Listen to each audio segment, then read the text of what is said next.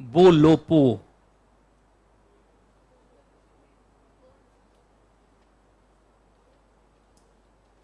क्या पढ़ने जा रहे हैं बोलो? लिखो बोलोपो लिखो। नहीं, अलग से लिखो, मजा आएगा।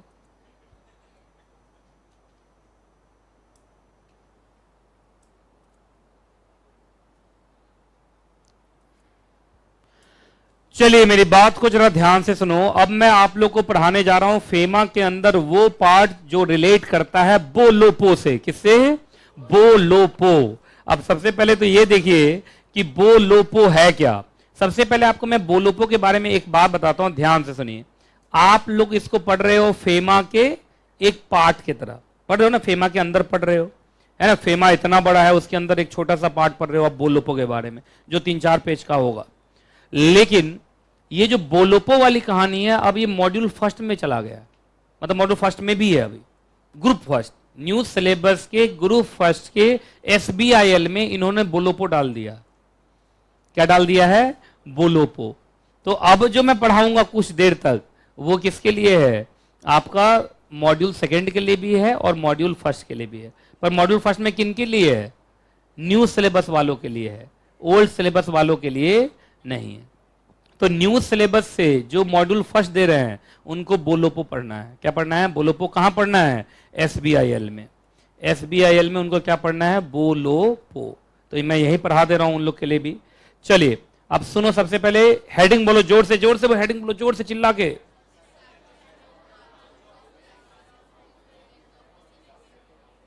चलिए, बोलोपो। बो का मतलब ब्रांच ऑफिस, लो का मतलब, और पो का मतलब। चलिए सबसे पहले बताइए, भारत में ये लोग क्या बना रहे हैं? भारत के अंदर फॉरेनर्स क्या बना रहे हैं? फॉरेनर्स भारत में क्या खोलते हैं? Branch office. भारत में क्या खोल रहे हैं? Liaisoning office. भारत में क्या खोलना चाह रहे हैं? Project office.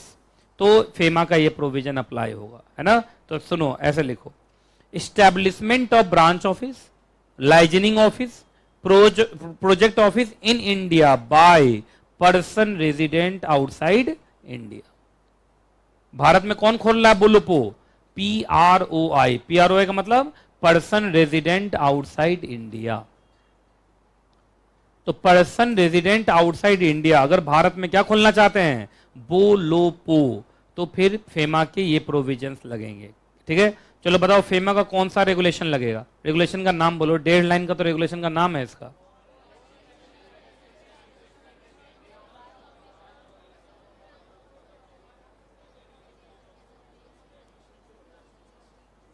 तो FEM, एस्टैब्लिशमेंट ऑफ बोलोपो एंड या और any other place of business regulations 2016, ये है ना।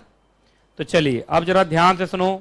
सबसे पहले तीनों के बीच में तुम लोग को डिफरेंस बता देता हूं कि बोलोपो में डिफरेंस क्या है। आइए जी, ये चार्ट देखिए, आप क्या लिखा हुआ पढ़ो, चार्ट का हेडिंग पढ़ो। Establishment of office in India by foreign entities, है ना।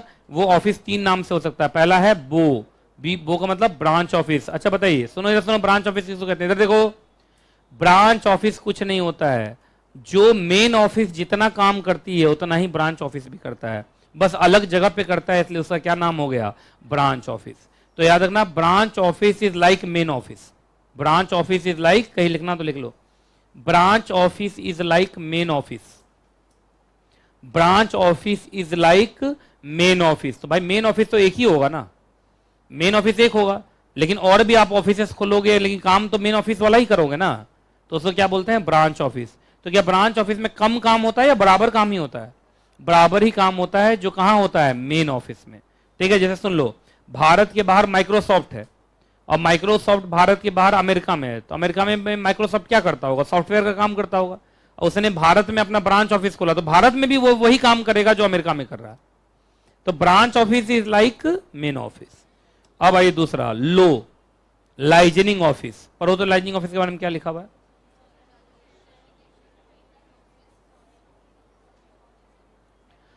लाइजनिंग का मतलब ही कम्युनिकेशन होता है। कहते हैं ना, हम इनसे लाइजनिंग करने जा रहे हैं, तो इनसे हम बातचीत करने जा रहे हैं। तो लाइजनिंग का मतलब लिखो बातचीत ऑफिस, मतलब बातचीत, और लाइजनिंग ऑफिस का मतलब बातचीत ऑफिस। बात और चीत। अच्छा, बातचीत ऑफिस में क्या मतलब कोई काम होगा, एग्रीमेंट कॉन्ट्रैक्ट होगा, फाइनेंशियल ट्रांजैक्शन होगा, या ओनली बातचीत? ओनली बातचीत। जरा पढ़ के देखिए क्या लिखा हुआ है। Only channel of communication between head office. Head office कहाँ है? फॉरेन में। और भारत में तुम क्या बनाओगे? लाइजनिंग ऑफिस, या मतलब यहाँ के जो लोग हैं उनसे सिर्फ बातचीत करने के लिए क्या बनाया गया है? आपका ये ऑफिस बनाया गया है, लाइजनिंग ऑफिस। यहाँ पे कोई फाइनेंशियल ट्रांजैक्शन नहीं होगा, कोई एग्रीमेंट कॉन्ट्रैक्ट नहीं होगा, कोई काम वाम नहीं होगा, ओनली बातचीत होगा। क्या होगा? ओनली बातचीत। तो लाइजनिंग ऑफिस खोल के वो क्या करते हैं बताओ? लाइजनिंग ऑफिस खोल के वो अपने फॉरेन एंटिटीज की जानकारी भारत के लोगों को देते हैं और भारत के लोगों को बताते हैं कि हम ऐसी ऐसी सर्विसेज देते हैं, अगर आपको हमारे साथ कॉन्ट्रैक्ट करना है तो हमारे मेन कंपनी से संपर्क करें, हमसे नहीं, हम कुछ नहीं करा पाएंगे, हम सिर्फ आपको बता पाएंगे। It is only an information office. कहीं लिखना तो लिख लो, liaisoning office it is only and information office. यहां सिर्फ इंफॉर्मेशन दिया जाता है और कुछ भी नहीं। याद रहेगा? क्लियर है? चलो तीसरा कौन सा ऑफिस है? पो। तो पो प्रोजेक्ट ऑफिस। पढ़ो क्या लिखा हुआ प्रोजेक्ट ऑफिस के बारे में।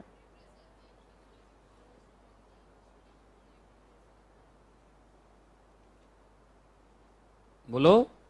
देखिए जैसे मान लीजिए यहां पे कोई रोड बन रहा है, उस रोड में फॉरेन कोलैबोरेटर है। क्या है? Foreign collaborator. मतलब इंडियन कंपनी रोड बना रही है पर टेक्नोलॉजी किससे ले रही है? फॉरेन कंपनी से ले रही है। तो फॉरेन कंपनी अपना यहां क्या खोलेगा? Project office. क्या खोलेगा? प्रोजेक्ट। अच्छा, ये तीनों में से सबसे टेम्पररी ऑफिस कौन है? Project office. जो प्रोजेक्ट खत्म, प्रोजेक्ट ऑफिस खत्म। अरे ना, लाइजनिंग ऑफिस तो चलता ही रहता है और ब्रांच ऑफिस सबसे बड़ा ऑफिस है। तुम बताओ तीनों ऑफिस में से सबसे बड़ा ऑफिस कौन है?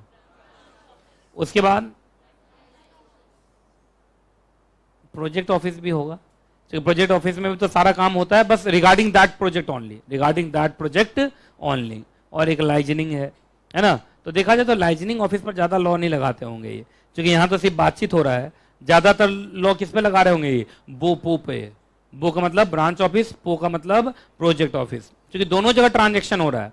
लाइजनिंग ऑफिस में तो कोई ट्रांजेक्शन हो ही रहा नहीं है। क्लियर है कि नहीं क्लियर? पहले बताइए। तो बो लो पो याद रहेगा तुम लोगों को? ठीक है, तो बताओ तीनों में से तुमको सबसे बड़ा ऑफिस कौन दिखता है?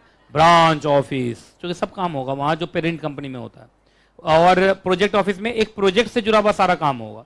और लाइजनिंग ऑफिस में तो सिर्फ बातचीत होगी। तो शुरू करें इनके बारे में पढ़ना। बोलो। चलो, अब ज्यादा नहीं, तीन तीन पेज होगा इसके ऊपर। तीन ही पेज है क्या? दो पेज है? हाँ, लगभग 3 पेज होगा। उसके बाद आ जाएगा एडजुडिकेशन एंड अपील। तो एडजुडिकेशन एंड अपील होते ही मैं तुम्हें छोड़ दूंगा, मतलब ब्रेक दे दूंगा। क्यों छोड़ क्या दूंगा? अभी 2 क्लास है ना आज फेमा पे, भूल गए क्या तुम लोग? भूल गया सब कुछ, याद नहीं अब कुछ। क्योंकि फेमा पढ़ते पढ़ते सबको अपनी माँ याद आ रही है। चलिए हाँ, सुनिए शेड्यूल क्या हुआ है? मैं भी बताऊंगा। चलिए आइए, ब्रांच ऑफिस का मतलब जल्दी बताइए। बड़ा अच्छा डेफिनेशन दिया, देखो क्या लिखा मालूम है? ब्रांच ऑफिस वो स्टैब्लिशमेंट है जिसको पेरेंट कंपनी ब्रांच बोले। कैसे पता चला? कहां लिखा हुआ ये लाइन? Described as such. ठीक है, ब्रांच ऑफिस वो है जिसको पेरेंट कंपनी क्या बोले? ब्रांच ऑफिस कहे। चलो दूसरा। अच्छा बताइए, ब्रांच ऑफिस में कौन कौन सी एक्टिविटी परमिटेड होगी? कौन कौन सी एक्टिविटी परमिटेड होगी? सारी। जो पेरेंट कंपनी करती है वो आप कर सकते हो, जो पेरेंट कंपनी करती है वो आप कर सकते हो। तो चलो कितना सा मिला के? 8। आठों पढ़ जाओ। अरे पूरा आठों पढ़ो, जोर जोर से याद करना पड़ेगा तुम लोग को एग्जाम के लिए।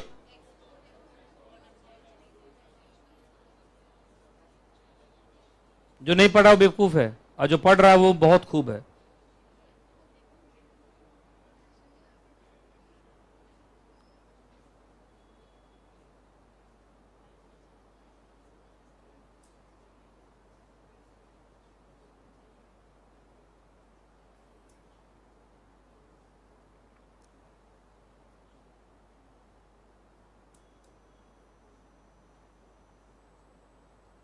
पढ़ लिया? चलो जी, आठों पढ़ लिया पूरा सब कुछ लगभग। जो काम कहाँ हो रहा है, पेरेंट कंपनी में हो रहा है, मतलब हेड ऑफिस में जितना काम हो रहा है उतना ही ब्रांच ऑफिस में काम होगा। तो पेरेंट कंपनी का मतलब है हेड ऑफिस। हो में जो भी काम होता है वो बो में भी हो सकता है, ये ना। हो कौन है, अब वो कौन है। चलो इधर देखो, दूसरा कौन है, लाइजनिंग ऑफिस।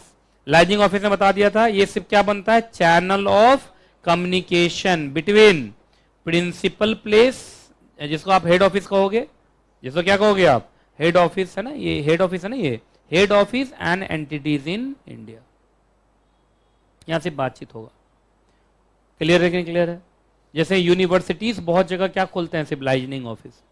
जैसे कैम्ब्रिज यूनिवर्सिटी मान लो इंडिया में खोलेगा, तो क्या खोलेगा, मतलब कैम्ब्रिज यूनिवर्सिटी यहाँ पर थोड़ी बिल्डिंग बना देगा आके, यहाँ से लाइजनिंग ऑफिस खोलेगा। आप जाइए वहाँ से प्रोस्पेक्टस लीजिए, कोर्स उसके बारे में जानकारी लीजिए, लेकिन अगर पेमेंट करना है तो सीधा वहाँ कीजिए, समझे। चलो अच्छा, एक बात बताइए, क्या यहाँ पे ये है डूज, मतलब ये ऐसा करते हैं, और ये है डोंट, मतलब ऐसा वो करते नहीं है। बोलो क्या नहीं करते, कोई कॉमर्शियल ट्रांजेक्शन नहीं होगा, कोई ट्रेडिंग वाला ट्रांजेक्शन, कोई इंडस्ट्रियल एक्टिविटी नहीं होगा, कुछ भी नहीं, मतलब इन टोटल पैसा का आना जाना कुछ भी नहीं होगा। कैसे पता चला नहीं होगा, क्या वो अपने आप को इन रखता है या आउट रखता है इन मामलों से, क्या चीज से आउट रखता है, रेमिटांसेस है ना, मतलब वो पैसा वैसा इन सब बातों का ध्यान रख, मतलब पैसा उसा से रिलेट करता नहीं, सिर्फ बातचीत है बस। यहाँ पे आपको इन्फॉर्मेशन चाहिए, इन्फॉर्मेशन दे देंगे। पैसा वैसा का बात करना है तो सीधा हेड ऑफिस से बात कीजिए, हमारे उसमें नहीं है।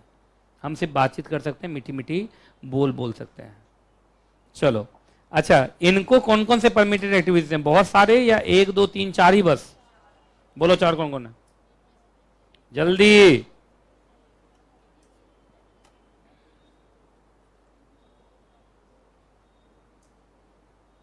मतलब ये लोगों में डील विल करवा देंगे, डील विल करेंगे। जहां पैसा की बारी आई, ब्रांच ऑफिस से बात कीजिए या हेड ऑफिस से बात कीजिए। तो इसे डील कराने के लिए हाथ मिलवाएंगे बस, ये क्या मिलवाएंगे, हाथ, और कुछ नहीं। तुम पढ़ के देखो, ये लिखा हुआ है ना। ये खुद एक्सपोर्ट इंपोर्ट करेगा या सिर्फ प्रमोट करेगा, ये खुद काम करेगा या रिप्रेजेंट करेगा अपनी कंपनी को, तो देख नहीं, रिप्रेजेंटेशन सर्विसेज दे रहा है। चलिए अब आ जाओ, कौन, पो।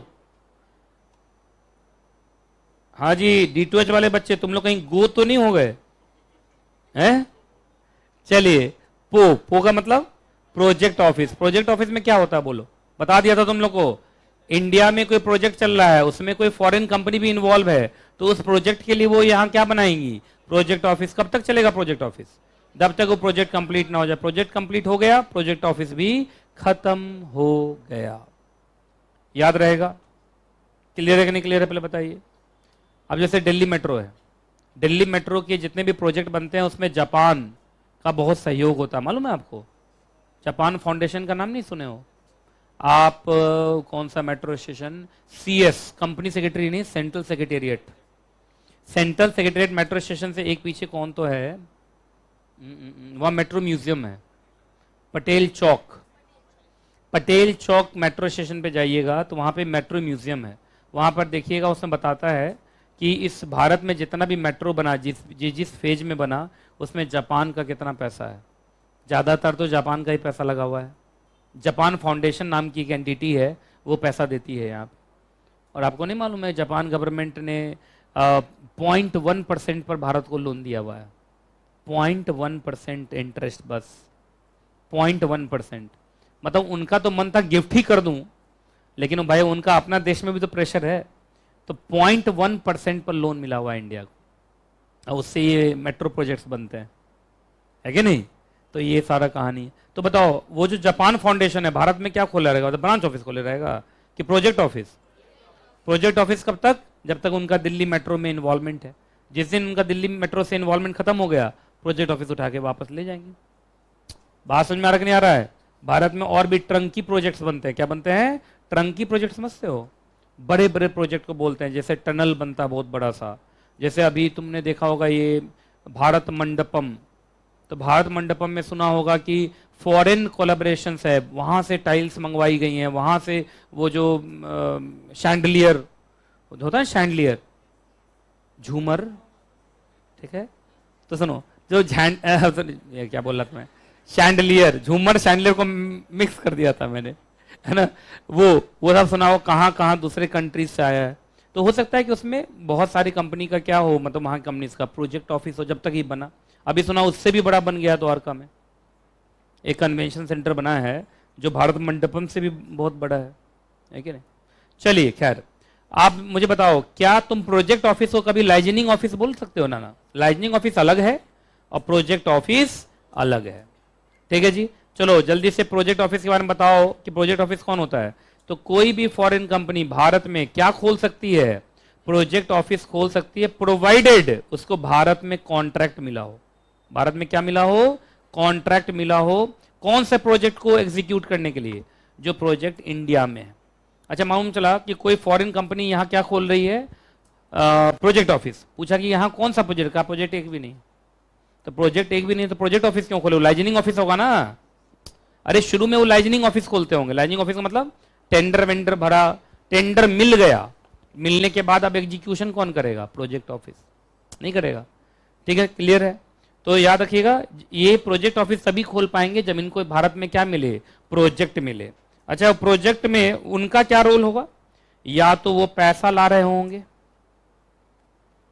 ज्यादातर वो पैसा ही ला रहे होंगे, ठीक, हम लोग पैसा तो कम है। दूसरा, या वो पैसा वो ना देके कौन दे रहा होगा? बायलैटरल और multilateral international financing agency. For example बताओ, वर्ल्ड बैंक के पैसे से कोई प्रोजेक्ट चल रहा है, तो क्या उनका प्रोजेक्ट ऑफिस यहां नहीं खुलेगा? बोलो, है ना। और बताओ, WHO का कोई बन रहा है तो WHO का प्रोजेक्ट ऑफिस होगा ना यहाँ पे। अगला और सबसे इंपॉर्टेंट है यहाँ पे, एप्रोप्रिएट अथॉरिटी से उस प्रोजेक्ट को क्या मिलना चाहिए? क्लियरेंस मिलना चाहिए। और सबसे अजीब बात है, भारत की जिस कंपनी ने उनको कॉन्ट्रैक्ट दिया है, भारत की जिस कंपनी ने उनको क्या दिया है? कॉन्ट्रैक्ट दिया है, उस भारतीय कंपनी को लोन किसके तरफ से मिला हुआ होना चाहिए? PFI और या बैंक से मिला होना चाहिए। इससे जानते हो क्या पता चलता है? कि प्रोजेक्ट जो है फीजिबल है। क्या है? फीजिबल। फीजिबल समझते हैं मतलब प्रैक्टिकेबल है, बन सकता है।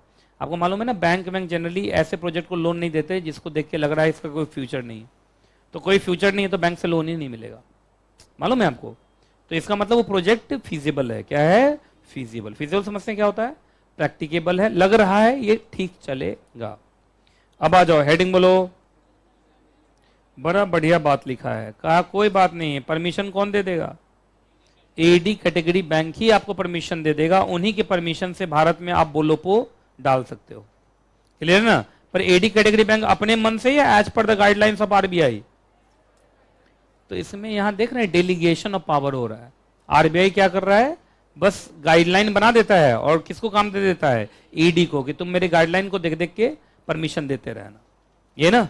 तो बेचारा बंदूक है RBI का, पर किसके कंधे पर है? AD के ऊपर है। चलो अब सुनो जरा ध्यान से। अच्छा, मालूम चला कि जो कंपनी अपना यहां बोलोपो डाल रही है, क्या डाल रही है? बोलोपो डाल रही है, उस कंपनी का प्रिंसिपल बिजनेस उस सेक्टर का है जहां 100% FDI अलाउड है। तो इसका मतलब भारत खुद चाहता है कि ऐसी कंपनीज हमारे यहां आए? नहीं समझ में। अरे भारत कौन से सेक्टर में 100% FDI अलाउड करता है? जो भारत चाहता है ये सेक्टर का ग्रोथ हो, और भारत उस सेक्टर में कहीं ना कहीं पीछे है, तभी ना। तो सुनिए, उसमें कह दिया कोई बात नहीं है, AD कैटेगरी बैंक आराम से बोलोपो का क्या दे देगा? आप खुद ही परमिशन दे देगा। मतलब 100% FDI सेक्टर में तुम आना चाहते हो तो AD कैटेगरी बैंक को RBI के गाइडलाइंस को भी बहुत ज्यादा देखने की जरूरत नहीं है। मतलब मेन अथॉरिटी कौन हो जाएगा फिर? AD। कौन हो जाएगा? AD। क्लियर है, याद रहेगा। तो देखा जाए तो दोनों तरफ AD था, लेकिन उधर क्या था? AD as per RBI guidelines, और यहाँ क्या है कि RDI मतलब AD को ही क्या है? पावर डेलीगेटेड है। तुम अपने सोच विचार से क्या दे देना? परमिशन। चूंकि अगर 100% FDI अलाउड है तो बोलोपो डालेंगे तो पैसा ही तो लेके आएंगे, नहीं लेके आएंगे। चलो, लेकिन RBI अप्रूवल का कब कब जरूरत पड़ जाएगा? देखो, RBI अप्रूवल का जरूरत, देखो अब देखना मजा आएगा। RBI अप्रूवल की तब जरूरत है जब बोलोपो कौन डाल रहा है? पाकिस्तानी। अलग से बनाया है इसका पॉइंट नंबर 1। अगर बोलोपो डालने वाला कहां का रहने वाला है या कहां से आया है? पाकिस्तान से आया है, तो भाई उससे है ना, उसको तो आरबीआई परमिशन नहीं, मतलब पाकिस्तानी तो यहाँ जोर से खांसी भी कर देना आरबीआई अप्रूवल, ये हाल है। आप बताइए पाकिस्तान का नाम, देश का नाम कितना अच्छा है, पाकिस्तान, पाक, पाक का मतलब शुद्ध होता है, लेकिन काम अशुद्ध करते हैं, है ना। अभी G20 हुआ, G20 इतना अच्छा होने से वो फ्रस्ट्रेट हो गया और सुना है कि फिर से कश्मीर में उसने आतंकवादी भेज दिया और उसमें हमारे कुछ लोग शहीद हो गए, तीन चार लोग शहीद हो गए, कितना बुरा है। अरे हमारे आपके लिए एक मात्र न्यूज़ होता है कि हमारे 3 लोग 4 लोग शहीद हो गए, लेकिन आप जरा सोचिए जिस परिवार के वो होते हैं उसको तो एक परिवार खत्म हो जाता है, एक जनरेशन खत्म हो जाता है, नहीं हो जाता है। उसमें से एक साहब तो ऐसे थे जिनकी शादी अभी कुछ ही दिन पहले हुई थी और है ये होने वाली थी या हुई थी, ऐसा कुछ था, खैर, लेकिन फिर भी आप सोचो उस घर का एनवायरनमेंट कितना अच्छा रहा होगा और कितना एकाएक दुखी हो गए। तो इस बात को मेरा मानना समझना चाहिए, पाकिस्तान को समझना चाहिए, वो अपने इकोनॉमी पर ध्यान दे तो ज़्यादा अच्छा है, और कश्मीर उसको कभी ज़िंदगी में मिलेगा नहीं, ये बात वो समझ ले। और आपको मालूम है इंडिया तो कहता है ठीक ही है, हमारे पास इतना पैसा है, इतना में से इतना कश्मीर पे लगा दूंगा, उसके पास इतना ही है, इतना ही कश्मीर पे लगाकर बर्बाद हो जाएगा, और बर्बाद हो रहा है, और बर्बाद हो ही रहा है ना। लेकिन फिर भी एक्चुअली पाकिस्तान का जो मेन लीडरशिप है, जो प्राइम मिनिस्टर है, जो है वो लोग नहीं कुछ चाहता है, उसका जो आतंकवादी सब है ना वो सब करता है, क्योंकि अगर वो सब नहीं करेगा तो उसका इंपॉर्टेंस खत्म हो जाएगा।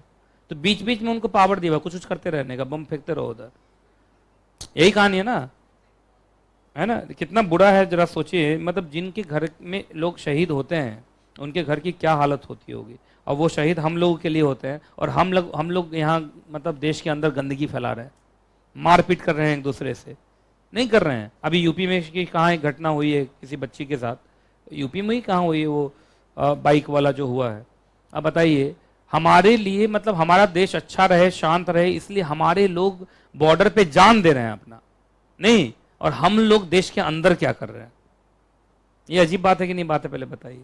अरे कम से कम आप शहीद शहीद बोल रहे हो, शहीद बोल के उनको नमन करने का सबसे अच्छा तरीका है जिस देश के लिए उन्होंने जान दी उस देश के लिए हम कुछ करें और हम शरीफ हो जाएं, यही सबसे बड़ा काम है। कुछ मत करो, कम से कम गंदा मत करो। सही बोल रहा हूं कि नहीं बोल रहा, पहले बताइए। तो ये सब देखा, जब मैंने देखा ना वो सब न्यूज़, बड़ा बुरा लगा मुझे। लेकिन पाकिस्तान को थोड़ा समझने की जरूरत है, नाम कितना अच्छा है, यहाँ से उनकी बोली मैच करती है, संस्कृति मैच करता है, अगर दोनों साथ रहे तो कितना अच्छा हो जाए, फिर चाइना का कोई रोल ही नहीं रहेगा पूरे वर्ल्ड में। सही बोल रहा हूँ कि नहीं बोल रहा हूँ। बांग्लादेश तो समझ लेता है कभी कभी, लेकिन ये नहीं समझ पाता, और श्रीलंका तो समझ गया होगा, समझ गया 50 पे। मतलब मैं सोचा कि एक इनिंग 3 घंटे के बाद देखूंगा, 3 घंटे के बाद मुझे लगा कि जब इंडिया की बैटिंग आएगी तो देखूंगा। ज्यादातर लोगों का इस वजह से छूट गया कहानी, वो लोग सोचे कुछ और काम कर लेता हूं, अभी 2-2.5 घंटे के बाद लास्ट का 10 ओवर देखूंगा या ऐसा कुछ देखूंगा। मैंने लास्ट के मतलब मुझे लगा वो 3 घंटे का जो एक इनिंग होता है उसमें दोनों ने हो गया था, और खत्म भी, कहानी भी खत्म। मजा नहीं आया यार, ये सच बोलो, मजा नहीं आया। मजा आया क्या तुम लोग को?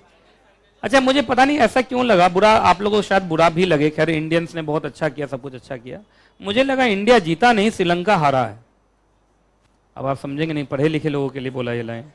क्या बोले आप, क्या बताओ इसका क्या मतलब है कि इंडिया जीता नहीं श्रीलंका हारा है, क्या मतलब है इसका? क्योंकि अगर इंडिया जीता होता तो बांग्लादेश से हार कैसे गया, वो भी 6 रन से हार गया, क्या उसमें ये क्या मतलब है? नहीं, ये गजब ही देश में चलता है हमारे यहाँ, ये कोई मतलब है? पहले बताइए, विराट कोहली नहीं खेला तो बाकी लोग क्या, मतलब मशीन भेजा था हमने? नहीं, ये गलत बात है। आप बांग्लादेश से हार जाएंगे ये नहीं। आप देखिए अपने मतलब हार को छिपाइए मत, ढकिए मत। आप ढकेंगे ये लोग वर्ल्ड कप में जाके हार के चला आएगा, है ना। इसको बोलो कि नहीं भाई, इसको प्रेशर, परफॉर्मेंस प्रेशर देते रहने का, क्योंकि बहुत पैसा मिलता है इनको, आप इस बात को समझ लीजिए आप। और जितना पैसा, जितना फेम मिल रहा है उसके हिसाब से इनको परफॉर्मेंस प्रेशर झेलना पड़ेगा, नहीं झेलना पड़ेगा? पहले बताइए। ये लोग करोड़पति अरबपति सब हैं ये लोग, है ना, तो आप उसको सिंपैथी मत दीजिए। सही बोल रहा हूं कि नहीं बोल रहा हूं? अभी तुरंत जवान फिल्म देख के आया हूं मैं, देखा है जवान, उसमें यही सब दिखाया गया है कि आपको कहां सिंपैथी देना चाहिए और कहां सिंपैथी नहीं देना चाहिए, समझने की जरूरत है। जो किसान मर रहा है उसको आप नहीं देख रहे हो, लेकिन बड़े बड़े बिजनेसमैन को देख के सिंपैथी दे रहे हो। 6 रन से भी क्यों हारा? क्यों उसको मैच का फीस नहीं मिला था क्या? आप नहीं पढ़ते हैं, फेल कर जाते हैं। क्यों? अगर वो हार गया तो उसको फेल नहीं कहना चाहिए। क्यों उसको नहीं टीम से हटाना चाहिए? क्या उसका अटेम्प्ट नहीं लगना चाहिए? अरे वो फेल होने के बावजूद अरबपति हैं, वो नहीं है? पहले बताइए आप। तो प्लीज छाता मैन, चलो आ जाओ दूसरा। हाँ जी, दूसरा पॉइंट, मैं मजाक कर रहा था, वो बुरा नहीं। चलो इधर देखो, पहला समझ में आ गया। पाकिस्तानी भारत में बोलोपो लगाएंगे तो आरबीआई को क्या दिखता है? बोलोपो नहीं, आतंकी शिविर लगा रहा है। शिविर होता है, क्या होता है? हाँ, वो आतंकी शिविर लगा रहा है। वहां पर वो प्रोडक्शन ऑफ गुड्स नहीं, प्रोडक्शन ऑफ बॉम्ब करेगा। तो इसलिए हद हालत है। अच्छा दूसरा देखिए, कहा ना फेमस सबसे पेट्रियोटिक लॉ है। कैसे है आप देखिए, यही दिखाता है हमें, बच्चों को सिखाता है कि हमारे से अच्छे अच्छे कंट्रीज कौन है। देखिए पाकिस्तान को नंबर 1 पर अलग से बॉक्स बनाया है, कोई टर्म्स कंडीशन नहीं। अच्छा अब और कुछ अच्छे देश गिनवा रहा हूं जो हमारे लिए बड़ा अच्छा सोचते हैं। Bangladesh, Sri Lanka, Afghanistan, Iran, China, Hong Kong, Macao. आप समझ नहीं रहे हैं, ये बोला मकाओ चाइना का पार्ट हो गया, इंडिया कभी मानेगा? क्या कर रहे हो तुम? पूरा देश के खिलाफ क्यों जा रहे हो भाई? अच्छा एक बार बताओ, मकाओ जो है, मकाओ या हांगकांग, ऐसे तो तुम मालूम है हांगकांग को भी चाइना अपना बोलता है, पर इंडिया जानबूझ के, क्या इंडिया का मन हो तो बीजिंग को अलग दिखा दे। आपको नहीं मालूम है वो लोग भी यही काम करते हैं, अरुणाचल प्रदेश को वो चाइना में दिखा देता है। तो मैप तो कोई भी बना सकता है, मैं भी बना सकता हूं, तुम जानते हो मैं बनाता हूं मैप, तो कोई मतलब है क्या? अच्छा उसके बाद कितने कंट्रीज हो गए? कंट्रीज बोलो, कंट्री बोलो जल्दी, 1 2 3 लिखो। 1 2 3 4 5 6 7। ये 7 कंट्रीज के लिए क्या ओपन एंडेड रेस्ट्रिक्शन है या कंडीशनल? कंडीशनल। अब मैं बता रहा हूं कंडीशन। 7 लिखा तुमने? पहले 7 लिखना बहुत जरूरी था, 7 लिख दिया। अब सुनिए, 7 के बाद एंड है। एंड क्या है? एंड। ये 7 लोगों, मतलब इस 7 कंट्रीज के लोगों को तब आरबीआई परमिशन की जरूरत होगी जब ये अपना बोलोपो लगाना चाह रहे हैं जम्मू एंड कश्मीर में या नॉर्थ ईस्टर्न रीजन। बताओ तो कौन है नॉर्थ ईस्टर्न रीजन? वही मणिपुर और ये सब 7 सिस्टर स्टेट्स, या अंडमान एंड निकोबार आइलैंड। आपको मालूम है तीनों हल्का सा डिस्टर्ब रहता है। अंडमान एंड निकोबार, आपको विश्वास नहीं होगा, भारत से बाहर है। वो भारत से बाहर है, वो आइलैंड है ना, तो वो तो पानी में है। अब भारत उसको एकदम अपने अंदर लेके और इतना बढ़िया से चला रहा है, आपको मालूम नहीं है। उससे दूसरे कंट्री, मतलब भारत को एक बहुत बड़ा क्या मिलता है? स्ट्रैटेजिक फायदा मिलता है उससे। हाँ, वो स्ट्रैटेजिक फायदा मिलता है उसको। और इसलिए इस बार जब G20 हुआ था तो पहला वो अंडमान निकोबार में करवाया, क्लेम करने के लिए कि हम ही हैं। आपने अच्छा उसके बाद जम्मू कश्मीर में कराया, दिल्ली में एकदम लास्ट में कराया कि पहले सफाई हो जाए यहां। अंडमान ऐसी सुंदर है, जम्मू कश्मीर ऐसी सुंदर है, सुंदर बनाना किसको था? आपको विश्वास नहीं होगा, जो लक्ष्मी नगर में लोग लाइट लगाया था साइड में रात में, कल से बंद है। मैं कल प्रीत विहार में था, लाइट ही नहीं चल रहा था, मेरा मन हुआ मैं फोटो खिंचवाऊंगा इस पे, लाइट ही नहीं है। मैंने कहा अभी तो बंद हुआ, कुछ दिन बाद उखाड़ दिया जाएगा। मतलब है, हाँ कितना 4,000 करोड़ रुपया लगा दिया सुना मैंने दिल्ली में। 4,000 करोड़, बताइए आप। उसमें से मुझे 4 करोड़ देता, मैं अपना गली का खुद सफाई कर देता। चलिए आगे तो सुनो। अच्छा मुझे बताओ पहले, ये 7 देश कितने, 7 थे, कितने थे? अच्छा 7 देश के लिए हमेशा आरबीआई अप्रूवल, ये 7 देश के लिए तब ये जब ये 7 देश 3 जगह लगाएं। 3 जगह बोलो। अच्छा पाकिस्तान के लिए भी कोई जगह होगा है या पाकिस्तान के लिए तो भाई तुम मतलब अनकंडीशनल? हाँ मतलब पाकिस्तान के लिए तो आप चाहे दिल्ली में लगाओ या पाकिस्तान बॉर्डर पे इंडिया साइड में लगाओ तो भी आपको आरबीआई परमिशन चाहिए। तो पाकिस्तान के लिए कोई कंडीशन है? अच्छा बताइए 7 देश अगर दिल्ली में लगाएं तो एडी कर देगा। कौन कर देगा? एडी। लेकिन यदि 3 जगह लगाएंगे तो आरबीआई परमिशन। ये हो गया 1, ये हो गया 2। अब तीसरा आ जाओ। तुमको याद होगा, तुम लोग को आईडीआरए बचपन में पढ़ाया था। आईडीआरए में कुछ सेक्टर्स ऐसे हैं जो लाइसेंस में आते हैं, आज भी इंडस्ट्रियल लाइसेंसिंग में आते हैं। डिफेंस है, टेलीकॉम है, प्राइवेट सिक्योरिटी, इंफॉर्मेशन ब्रॉडकास्टिंग। इसमें अगर इस सेक्टर में आप बोलोपो खोलना चाहते हो तो फिर उस केस में, क्योंकि ये बहुत बड़ा सेक्टर है ना, आप बताओ डिफेंस सेक्टर में दूसरे देश से अपना ब्रांच ऑफिस खोल रहे हैं तो हो गया अपना डिफेंस, है कि नहीं। चलिए, और सबसे बड़ी बात आजकल बोलने के लिए, देखिए एक समय था, हाँ एक समय था कि एनजीओ को हम बहुत अच्छा समझते थे। आजकल एनजीओ को लोग नेगेटिव समझने लगे हैं। उनको लगता है मनी लॉन्ड्रिंग करने के एक तरीका है और गलत काम करने का एक तरीका है, लोग ऐसा समझने लगे हैं। ज्यादातर स्कैम एनजीओ करवा, तो इसलिए अगर आप एनजीओ हो नंबर 1, या एनपीओ हो नंबर 2, या बॉडी एजेंसी, किसके बॉडी एजेंसी या डिपार्टमेंट हो किसके, फॉरेन, तो 3 बार टिक लगाना, तो 1 2 यहां से 3 है पूरा, तो भी आपको आरबीआई अप्रूवल लेना पड़ेगा। तो बताओ आरबीआई अप्रूवल किसको किसको लेना पड़ेगा, पाकिस्तान भारत में कहीं भी आए लेना पड़ेगा। दूसरा 7 देश भारत में 3 जगह हैं तो लेना पड़ेगा। उसके बाद डिफेंस, कुछ सेक्टर्स ऐसे हैं जहां लेना पड़ेगा। और लास्ट में अगर आप क्या हैं एनजीओ, एनपीओ या कोई भी body agency department of foreign government है तो भी आपको आरबीआई अप्रूवल लेना पड़ेगा। अच्छा, किसी भी अरे गरे नत्थु गेरे को भारत में बोलोपो लगाने दे दोगे, या वो वहां से मजबूत होने चाहिए, पैसे वाले होने चाहिए। तो सुनो, ये ब्रांच ऑफिस है, ब्रांच ऑफिस नहीं, ब्रांच ऑफिस लिखो, ब्रांच। तो बो लो, अच्छा पो के लिए क्यों नहीं बोला, पो तो प्रोजेक्ट से जुड़ा हुआ, तो क्या ही बोलूं, प्रोजेक्ट का आप औकात होगा तभी ना प्रोजेक्ट मिला होगा, है ना। तो बो और लो। सुनो, एक तो अगर ब्रांच ऑफिस खोलना चाहते हो तो तुम्हारा हिस्ट्री कैसा होना चाहिए, बोलो प्रॉफिट मेकिंग रिकॉर्ड कितने साल में, पिछले 5 साल में होना चाहिए आपके अपने होम कंट्री में। एंड का मतलब प्लस, एक ही चीज है या दूसरा भी, दूसरा आपका नेटवर्थ कितना का होना चाहिए, यूएस डॉलर कितना है ये, 1 लाख और इट्स इक्विवेलेंट। अगर आप जापान के हैं तो यूएस डॉलर 1 लाख को जापानीज में बदल दो, ये होगा ना। क्लियर है कि नहीं क्लियर है। अच्छा, नेटवर्थ में क्या क्या लोगे, पेड अप शेयर कैपिटल और फ्री जब्स को जोड़ो और यहां से माइनस शुरू कर दो। क्या माइनस शुरू कर दो, लेस इंटेंजिबल एसेट्स। अच्छा, जो तुम नेटवर्थ का सर्टिफिकेट दोगे आपको अपने सर्टिफाइड पब्लिक अकाउंटेंट से देना पड़ेगा, या किसी registered account practitioner by what ever name called. जैसे भारत में चार्टर्ड अकाउंटेंट होता है तो ऐसे वहां पे भी कुछ होता होगा आपके होम कंट्री में। तो क्या ये नेटवर्क सर्टिफिकेट किसी से भी लेके दे दोगे, या चार्टर्ड अकाउंटेंट इक्विवेलेंट किसी से जो आपकी कंट्री में होता होगा।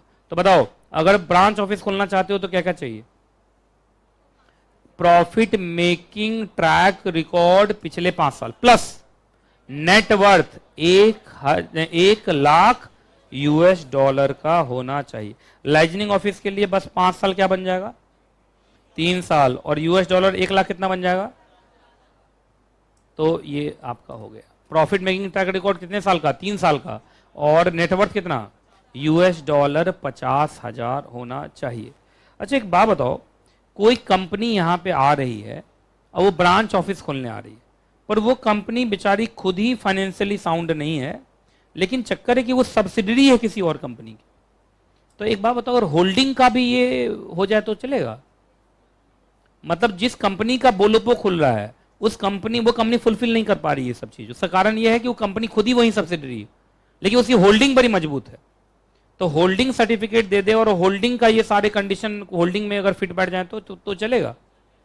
कहां लिखा हुआ है, याद रखिएगा। आपको फिर लेटर ऑफ कंफर्ट लेके आना पड़ेगा, किससे, अपने पेरेंट कंपनी मतलब होल्डिंग कंपनी या ग्रुप कंपनी से, और उसके बाद उस जो पेरेंट ग्रुप कंपनी है वो कम से कम इस क्राइटेरिया को क्या करे, फुलफिल करे। तो पेरेंट कंपनी भी लिख के दे दे तो भी काम चल जाएगा। याद रहेगा नहीं याद रहेगा।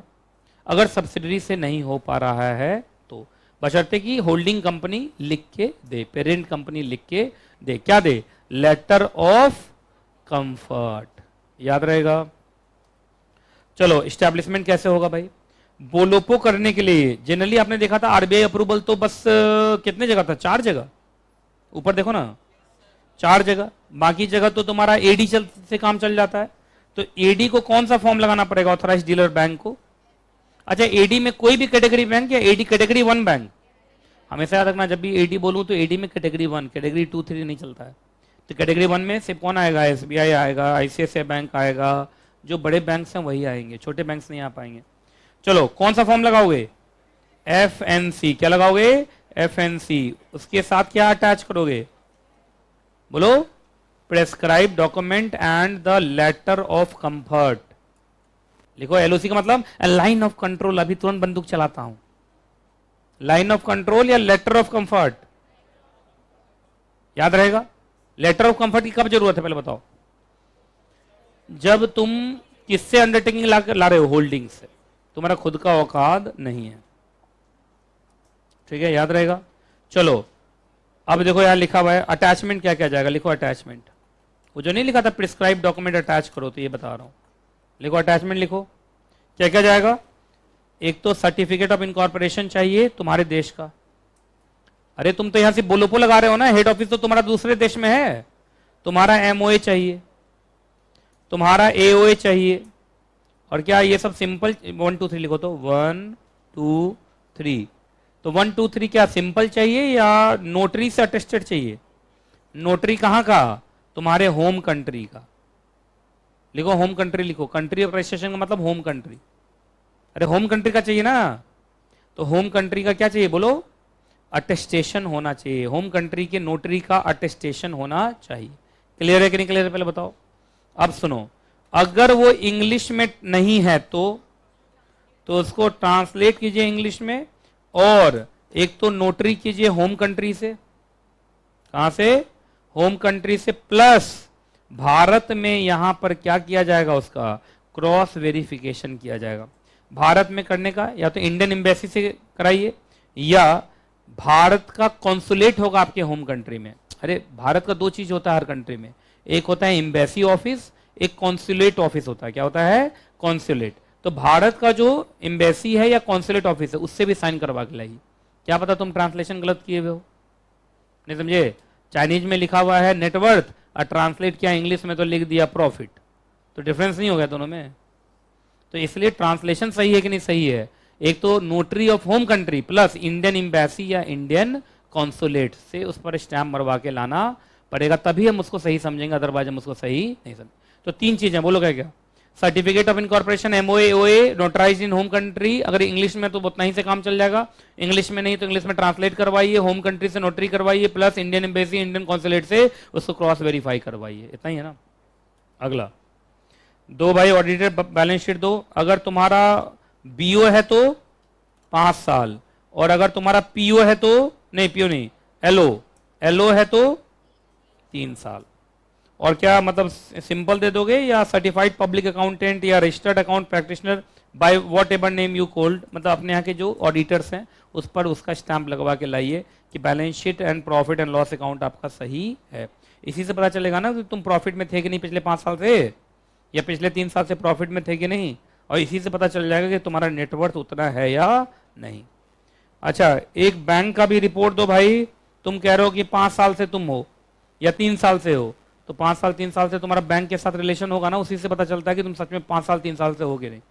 जैसे मान लीजिए मैं बोलूं कि मेरा कोचिंग 17 साल से, तो भाई 17वें साल का कोई कुछ तो एविडेंस दोगे। अच्छा कोई एविडेंस नहीं तो झूठ है। ये बात समझ में आ रही कि नहीं आ रही, क्लियर है कि नहीं क्लियर है। तो आपको बैंक से लिखवा के लाना पड़ेगा, जैसे बैंक वहां से लिख के देगा हाँ हाँ ये कंपनी मेरे यहाँ कितने साल से अकाउंट चला रही है, 5 साल से चला रही है, ये कितने साल से अकाउंट चला रही है, 3 साल से। तो इससे पता चलता है कि तुम सच में उतने साल से हो। क्लियर है कि नहीं क्लियर है। अगला, अब एक बात बताओ, भारत में एफएनसी लगाने वाला कोई आदमी होगा, उस आदमी को आप क्या देंगे, पावर ऑफ अटर्नी, जिसके थ्रू उसके पास पावर आएगा क्या लगाने का, एफएनसी लगाने का। हो सकता है यहाँ का कोई चार्टर्ड अकाउंटेंट हो या कंपनी सेक्रेटरी हो जिसको ये काम मिला हो, ज्यादातर कंपनी सेक्रेटरी को ही मिलता है। तो कंपनी सेक्रेटरी क्या लेके आएगा, पावर ऑफ अटर्नी। क्लियर है कि नहीं क्लियर है पहले बताइए। चलो अच्छा, लेकिन वो लोग खुद ही साइन कर रहे हैं तो, अगर खुद साइन कर रहे हैं तो कोई बात नहीं, आप खुद ही आके एप्लीकेशन लगा रहे हो तो लगा लो, लेकिन सीएस को बीच में डालोगे तो सीएस को तो पावर ऑफ अटर्नी देना पड़ेगा ना। अच्छा बताओ, पावर अटर्नी की जरूरत हर वक्त है या जब वो खुद साइन नहीं कर रहा तब है। चलो अब एडी कैटेगरी 1 बैंक क्या करेगा बोलो, एडी कैटेगरी 1 बैंक पूरा का पूरा ड्यू डिलिजेंस करेगा। ड्यू डिलिजेंस का मतलब हर चीज को चेक करेगा जागरूकता के साथ, और चेक करने के बाद अपने आप को सेटिस्फाई करेगा। सब कुछ चेक करने के बाद चाहे तो क्या दे सकता है, अप्रूवल दे सकता है। क्या लगाने के लिए, बो लो पो। बाकी आपको याद होगा SEZ में तो जनरल परमिशन ही है। जनरल परमिशन का मतलब एडी से भी पूछने की जरूरत नहीं। आपको मालूम है SEZ एरिया कौन सा एरिया होता है, जिसको हम बढ़ाना चाहते हैं। हम वहां तो हम लोगों को अट्रैक्ट करते हैं, हमारे यहाँ ये, हमारे यहाँ ये, है ना। तो इसमें बताइए जनरल परमिशन क्या, बो लो पो पे या ओनली फॉर बो? ठीक है, SEZ में बस इतना है कि कंपनी कौन से सेक्टर की हो, जहां 100% FDI अलाउड है, और वो कंपनीज एक्ट में रजिस्टर्ड होनी चाहिए as a foreign company, as a foreign company. तुम लोग को याद है मैंने बताया था फॉरेन कंपनी किसको कहते हैं, जो इंडियन कंपनीज एक्ट में रजिस्टर्ड ना हो, सिर्फ उन्होंने भारत में प्लेस ऑफ बिजनेस लगाया हो। और आपको याद हो उसका एक ही सेक्शन छोटा सा है जिसमें वो आते हैं और कुछ फॉर्म देते हैं और दिल्ली ROC के साथ रजिस्टर्ड हो जाते हैं। क्या उन पर पूरा कंपनीज एक्ट लगता है ना?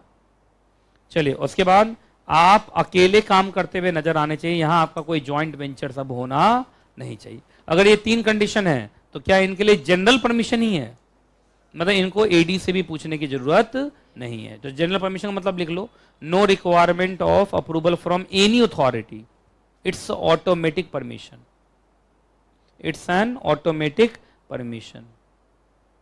क्लियर है?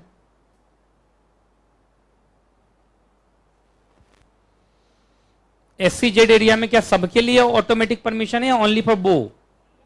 अच्छा, उसमें भी 3 कंडीशन सेटिस्फाई होंगे तब, अदरवाइज नहीं। याद रहेगा। चलो जी, अब हेडिंग बोलो। ये मुझे लगता है लास्ट ही है, ये लास्ट ही है ना। चलो, इसके बाद तुम लोग को ब्रेक मिल जाएगा और तुम लोग अपना फंडामेंटल राइट ब्रेक का एंजॉय करोगे। आइए, अच्छा एक बात बताओ, ये भारत से क्या ले जा रहे हैं? रेमिटांस का मतलब भारत से ले जा रहे हैं, लिखो। रेमिटांस का मतलब भेजना, तो भारत से भेज रहे हैं। क्या भेज रहे हैं ये? प्रॉफिट या सरप्लस। एक बात बताओ, ये ब्रांच ऑफिस खोलेंगे, लाइजनिंग ऑफिस खोलेंगे, प्रोजेक्ट ऑफिस खोलेंगे, तो यहाँ बिजनेस ही करने आए ना वो लोग। तो यहाँ से जो भी प्रॉफिट होगा यहीं छोड़ देंगे कि लेके जाएंगे अपने देश? तो याद रखिएगा सबसे पहले बो के बारे में, ठीक है। याद रखिएगा जो ब्रांच ऑफिस है, क्या वो पैसा ले जा सकते हैं? ले जा सकते हैं। पहले माइनस करो क्या चीज, इंडियन टैक्सेस। नेट का मतलब माइनस, नेट का मतलब माइनस। और इतना ही, या फॉलोइंग डॉक्यूमेंट दोगे तब तुमको एडी कैटेगरी अलाउ करेगा। एडी कैटेगरी फर्स्ट बैंक ही अलाउ कर जाएगा पैसा ले जाने के लिए, प्रोवाइडेड कि माइनस क्या होगा, टैक्सेस। पहले टैक्सेस दे दो हमारा, फिर लेके जाओ। अच्छा, उसमें भी आराम से लेके जाओ या ये डॉक्यूमेंट दोगे तब? एक अपना ऑडिटेड बैलेंस शीट दो और प्रॉफिट एंड लॉस अकाउंट दो फॉर द रेलेवेंट ईयर। जिस ईयर का प्रॉफिट ले जा रहे हो पहले देख तो लूं कि प्रॉफिट हुआ भी है या हमारे यहां से पैसा छीन के ले जा रहे हो। पहला ही समझ में आ गया। दूसरा, एक सर्टिफिकेट चाहिए, ले लेना इससे। किस बात का सर्टिफिकेट? कि जो ये पैसा भेजने लायक, तुमको मना रेमिटेबल प्रॉफिट कौन होगा? जो माइनस टैक्सेस होगा। अच्छा, पूरा ग्रॉस प्रॉफिट भेज दोगे या ग्रॉस प्रॉफिट माइनस टैक्स? तो भाई तुमने टैक्स कितना माइनस किया, तो उसके लिए एक चार्टर्ड अकाउंटेंट का सर्टिफिकेट चाहिए कि नहीं, टैक्स जितना माइनस होना चाहिए था उतना माइनस सच में हो चुका है। दूसरा, आपने ये पैसा कमाया ओनली फ्रॉम परमिटेड एक्टिविटीज, इस बात का भी सर्टिफिकेट कौन देगा? Chartered accountant. और आपके प्रॉफिट में कोई रीवैल्यूएशन प्रॉफिट नहीं है। रीवैल्यूएशन जानते हैं, रियल प्रॉफिट नहीं होता है, वो नोशनल होता है। तो क्या रियल प्रॉफिट ले जाओगे ना, बस रियल ले जाएंगे, नोशनल ले जाने नहीं देगा। हाँ, तो आपको सिर्फ क्या ले जाने देगा? वो रियल प्रॉफिट्स। रीवैल्यूएशन दिखा के तो आप कुछ भी प्रॉफिट में आ जाओ नहीं। जैसे मैं बोलूं मालूम चला कि मैंने ये फ्लोर 2 करोड़ में खरीदा, आज इसकी कीमत है, मैं रीवैल्यू करूं तो 10 करोड़, 8 करोड़ प्रॉफिट में हूं। तो यह बोलने की बात है ना, बेचने जाऊंगा 1.5 करोड़ नहीं मिलेगा। तो रीवैल्यूएशन अकाउंट तो लोग झूठा भी बना सकते हैं, तो ये नहीं चलेगा, रियल प्रॉफिट चलेगा। क्या चलेगा? Real profits. क्लियर है? कोई दिक्कत? चलो इस बार बताओ, पहला था किसके लिए? बो। ये इस बार किसके लिए है? पो। अच्छा, लो क्यों नहीं है? लाइजनिंग ऑफिस में काम कहां होता है कुछ पैसे का यार? जो पैसा लेके जाएगा वो तो यहां पर बस अपनी ध्वनि फैलाने के लिए आया है।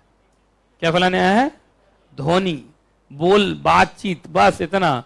पैसा का लेन देन थोड़ी हो रहा है, उल्टा उनका पैसा आ रहा होगा, जा थोड़ी रहा होगा। हाँ, लेकिन प्रोजेक्ट ऑफिस से तो जाएगा। अच्छा, प्रोजेक्ट ऑफिस से कब जाएगा? जब वाइंडिंग अप या कंप्लीशन ऑफ प्रोजेक्ट हो, मालूम चलो पेंडिंग है, बीच में ले जाना चाह रहे हो, तब तो गलत बात है भाई। कैसे पता चला कि अभी प्रोजेक्ट खत्म नहीं हुआ है?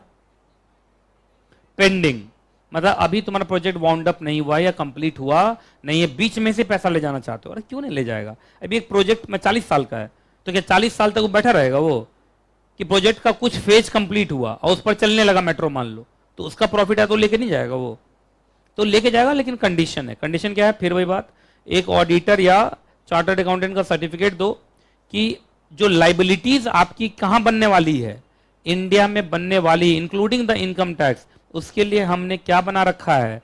सफिशिएंट प्रोविजंस बना रखा है। मतलब मेरा पैसा ले जाने के बावजूद भी भारत के लाइबिलिटी को मैं पे ऑफ कर दूंगा। और यहां लिखा भी हुआ कि पैसा भेजने से प्रोजेक्ट कंप्लीशन पे कोई भी असर पड़ेगा नहीं, प्रोजेक्ट अपने टाइम पे कंप्लीट होगा।